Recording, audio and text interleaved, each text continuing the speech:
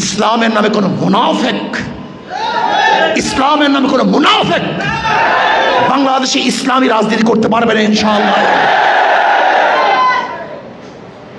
মুখে ইসলাম, ইশতেহার ইসলাম থাকবে না, বক্তৃতা ইসলাম থাকবে না। আজকে ইসলামকে জবেহ দেওয়ার চক্রান্ত করবেন, নিজেদের সেকুলার দাবি করবেন, গণতন্ত্রবাদী দাবি করবেন, আবার ইসলামী সংগঠন হিসেবে প্রচার করবেন। এটা হয় না, এটা হতে পারে না। যা করবেন স্পষ্ট বলবেন, হয়তো ডেমোক্রেসি অথবা ইসলাম, হয়তো আধুনিকতা অথচ মদিনা ইসলাম।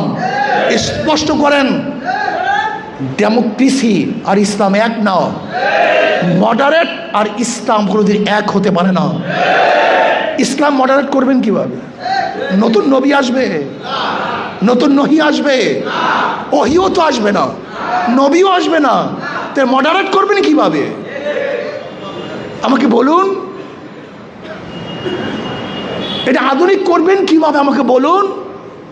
হ্যাঁ, শুধু একটাই রাস্তা, সেটা রাস্তা হলো ইসলামকে বিকৃতি করা, ইসলামকে পরিবর্তন করা, ইসলামকে ধ্বংস করে মডারেট করতে পারেন, কিন্তু ইসলাম মডারেট হওয়ার সম্ভাবনা নাই, হবে না, হতে পারে না।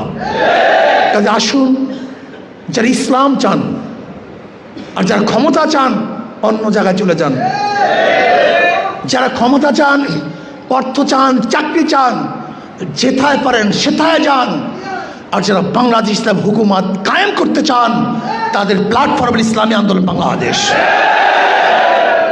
ইসলামী যুব আন্দোলন বাংলাদেশ। ক্লিয়ার কাট কথা।